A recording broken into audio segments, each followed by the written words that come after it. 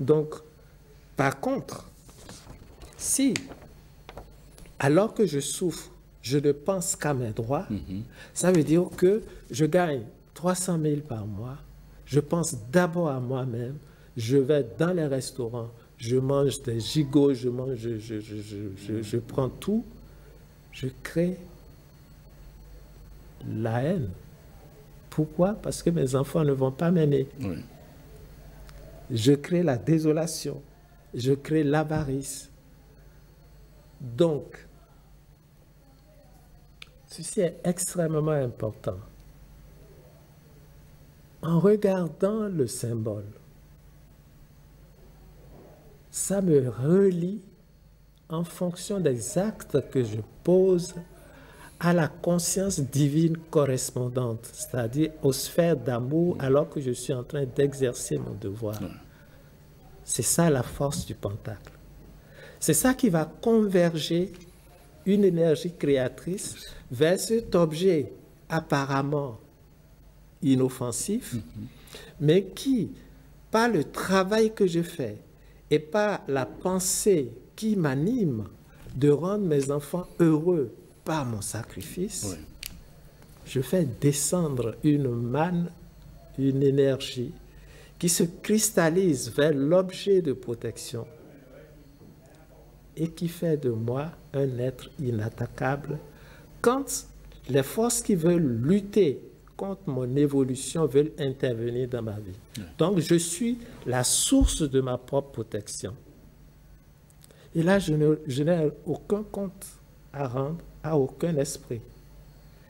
Est-ce que les objets de protection peuvent protéger? Oui. Mais il faut le dynamiser soi-même. Et même ces objets de protection peuvent être soutenus par des prières. Et à force de l'utiliser, la protection devient même évidente. Et parfois même, c'est un danger de ne pas pouvoir se définir. Parce que lorsque vous portez un objet de protection, vous vous définissez par vos actes, par tout ce que vous faites. Et si vous reflétez effectivement les idées codées dans l'élément symbolique, si vous vous identifiez, alors vous êtes entouré de force. Voilà quelqu'un qui veut agir pour la création d'un monde d'amour. Ouais. On ne laissera aucune force vous attaquer. Et c'est en cela que les médailles de protection deviennent actives. On sort du domaine de l'incertitude pour entrer dans la certitude de converger maintenant vers l'être. Parce que j'assume mon destin. Il faut assumer son destin. Et il faut savoir ce qu'on est en train de faire. Je prends un autre exemple. La planète Jupiter. Et vous voyez, très souvent on dit, je n'aime pas Saturne, c'est une planète de blocage. Je n'aime pas, quand je vois ça, non. Saturne, c'est la planète qui nous indique que tu es sur la bonne voie ou tu n'es pas sur la bonne voie. Elle te bloque lorsque ce que tu veux faire là n'est pas sur la bonne voie. Mais tu es libre. C'est cela. Regardez encore en voyant le symbole ici. Ça, c'est Jupiter. Jupiter. Vous voyez le demi-cercle, c'est-à-dire le manifesté, qui est en dessous, de la croix. qui est au-dessus de la croix. Ouais. Donc, le manifesté, l'âme, est au-dessus du non-être. Cela crée l'abondance.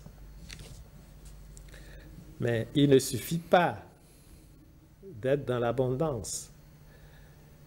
Et qu'est-ce que je fais? Quelles sont les idées directrices qui m'animent face à cette abondance? Est-ce que cela me permet d'exercer mon devoir ou de faire usage de mes droits? Alors, si j'exerce mes devoirs, cela m'avance vers l'altruisme. Oui. Quelqu'un qui est généreux, qui partage, qui donne tout. Vous êtes de ce fait en train de rendre les autres heureux. Oui. Alors, Mais si l'univers vous comble de grâce et de bonheur, parce que Jupiter est considéré comme la planète, une planète positive, si la nature vous comble de grâce, mais et que vous exercez vos droits, ça, tout ce que j'ai, c'est pour moi seul. Je le ramasse, c'est pour moi seul uniquement. Vous tombez, bien sûr, dans ce qu'on appelle la gourmandise. Et vous êtes conscient que cela ne vous rapproche pas de votre être, mais ça vous éloigne de votre être,